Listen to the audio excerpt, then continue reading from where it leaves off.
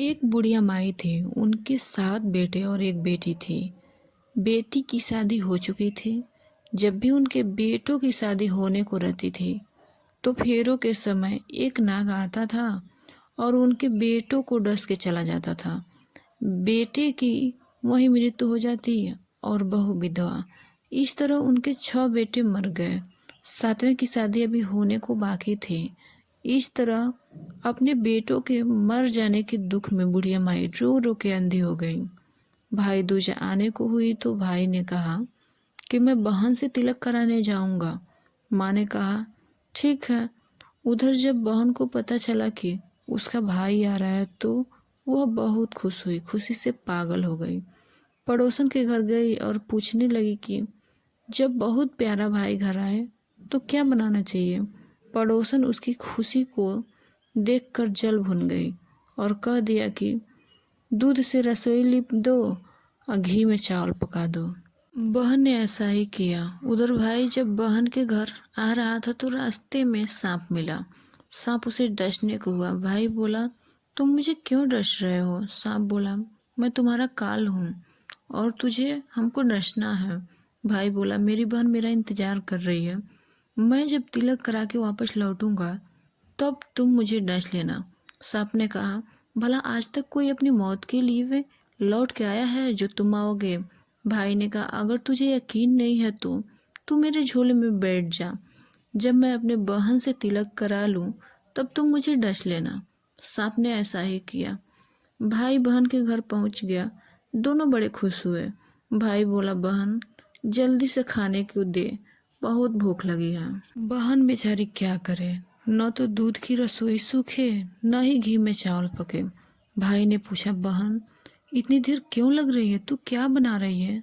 तब बहन ने बताया कि मैंने ऐसे ऐसे किया है।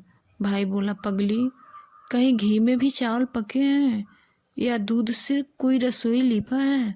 गोबर से रसोई लीप और दूध में चावल पका। बहन ने ऐसा ही किया। खाना खा के भाई को बहुत जोर से नींद आने लगी। इतने में बहन के बच्चे आ गए।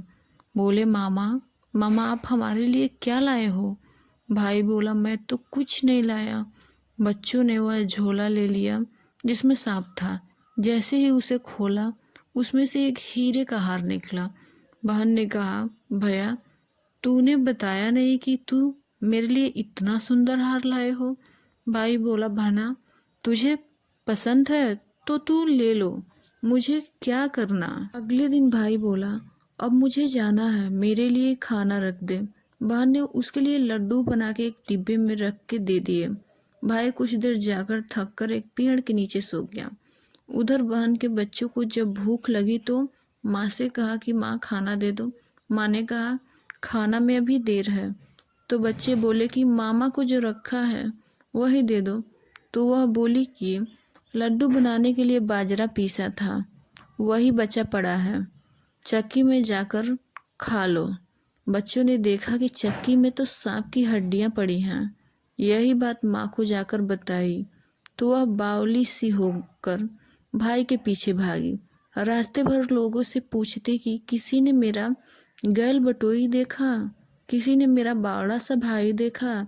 तब एक ने बताया कि कोई लेटा तो है पेड़ के नीचे, देख ले कहीं वही तो नहीं। भागी भागी पेड़ के नीचे पहुंची, अपने भाई को नींद से उठाया। भैया भैया कहीं तूने मेरे लड्डू तो नहीं खाए। भाई बोला ए ले तेरे लड्डू।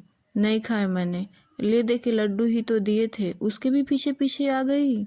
बहन ने बोली नहीं भाई तू झूठ बोल रहा है, जरूर तूने खाया है, अब तो मैं तेरे साथ चलूंगी। भाई बोला तू न मान रही है तो चल फिर। चलते चलते बहन को प्यास लगती है। वह भाई को कहती है कि मुझे पानी पीना है। भाई बोला अब मैं यहाँ तेरे लिए पानी कहाँ से लाऊं। देख दूर कहीं चील उड़ रही है, चली जा, वहाँ शायद तुझे पानी मिल जाए। तब बहन वहाँ गई और पानी पीकर जब वापस लौट रही थी तो रास्ते में देखती है कि एक जगह जमीन में 6 शिलाएं गढ़ी हैं और एक बिना गढ़े रखी हुई थी। उसने एक बुढ़िया से पूछा कि ये शिलाएं कैसी है। उस बुढ़िया ने बताया कि एक बुढ़िया है, उनके 7 बेटे थे। 6 बेटे को तो शादी के मंडप में ही मर चुके हैं, तो उनके नाम की ये शिलाएं जमीन में गड़ी हैं। अभी 7वें की शादी होनी बाकी है। जब उसकी शादी होगी तो वह भी मंडप में ही मर जाएगा, तब यह 7वीं शिला भी जमीन में गड़ जाएगी। यह सुनकर बहन समझ गई कि ये शिलाएं किसी और की नहीं बल्कि उसके भाइयों के नाम की है। उसने उस बुढ़िया से अपने 7वें भाई को बचाने का उपाय पूछा। बुढ़िया ने उसे बतला दिया कि वह अपने 7वें भाई को कैसे बचा सकती है। सब जानकर वह वहां से अपने बाल खुले करके पागलों की तरह अपने भाई को गालियां देती हुई चली। भाई के पास आकर बोलने लगी कि तू तो जलेगा, कटेगा, मरेगा। भाई उसके ऐसे व्यवहार को देखकर चौंक गया, पर उसे कुछ समझ नहीं आ रहा था। उसी तरह दोनों भाई बहन माँ के घर पहुंच गए। थोड़े समय के बाद भाई के लिए सगाई आने लगी। उसकी शादी तय हो गई। जब भाई को सहरा पहनाने लगे तो वह बोली, इसको क्यों सहरा बांधोगे? सहरा तो मैं पहनूंगी, ये तो जलेगा, मरेगा। सब लोगों ने परेशान होकर सहरा बहन को दे दिया। बहन ने देखा उसमें कलंगी की जगह सांप का बच्चा था। बहन ने उसे निकाल के फेंक दिया। अब जब भाई घोड़ी चढ़ने लगा तो बहन फिर बोली, ये घोड़ी पर क्यों चढ़ेगा? घोड़ी पर तो मैं बैठूंगी, ये तो जलेगा, मरेगा। इसकी लाश को चील कौवे खाएंगे। सब लोग परेशान। सबने उसे घोड़ी पर भी चढ़ने दिया। अब जब बारात निकलने को हुई तब बहन बोली, ये क्यों दरवाजे से निकलेगा? ये तो पीछे के रास्ते से जाएगा, दरवाजे से तो मैं निकलूंगी। जब वह दरवाजे के नीचे से जा रही थी तो दरवाजा अचानक गिरने लगा। बहन ने एक ईंट उठाकर अपनी चुनरी में रख ली। दरवाजा वहीं के वहीं रुक गया। सब लोगों को बड़ा अचंभा हुआ।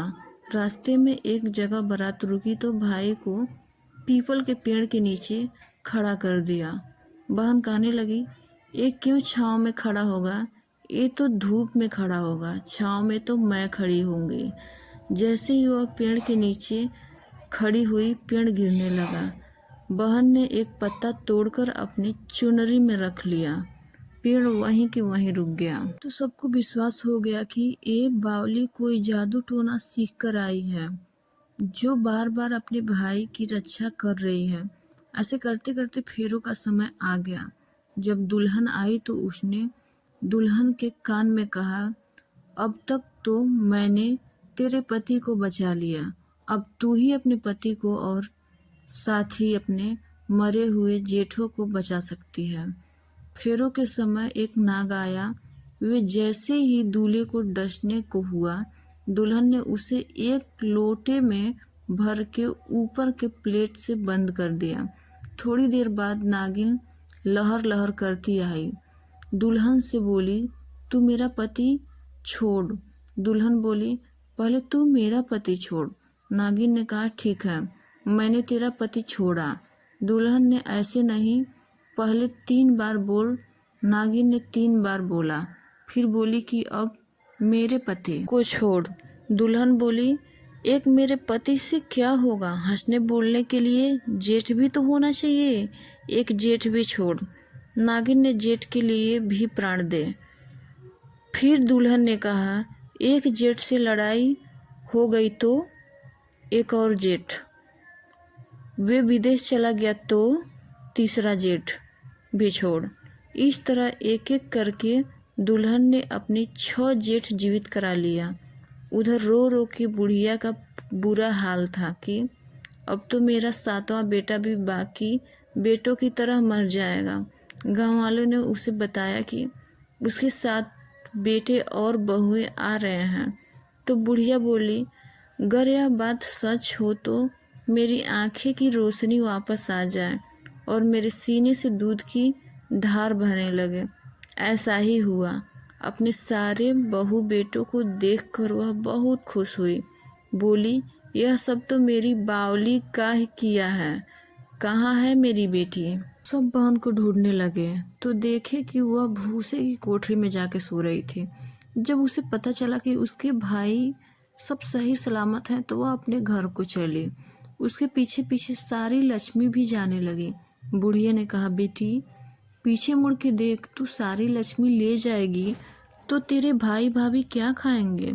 तब बहन ने पीछे मुड़ के देखा और कहा, जो माँ ने अपने हाथों से दिया वह मेरे साथ चल, बाद बाकी का भाई भाभी के पास रहा।